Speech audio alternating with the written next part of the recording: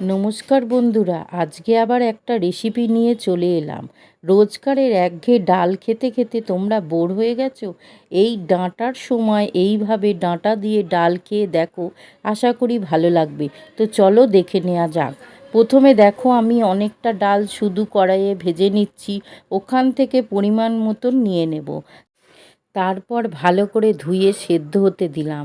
এবার 4টে ডাঁটা কেটে ধুয়ে নিয়ে কড়াইতে সামান্য তেল দিয়ে ডাঁটাগুলো দিয়ে তাতে সামান্য নুন আর হলুদ দিয়ে একটু ভেজে নিয়ে ডালের সাথে সেদ্ধ হতে দিয়ে দিলাম।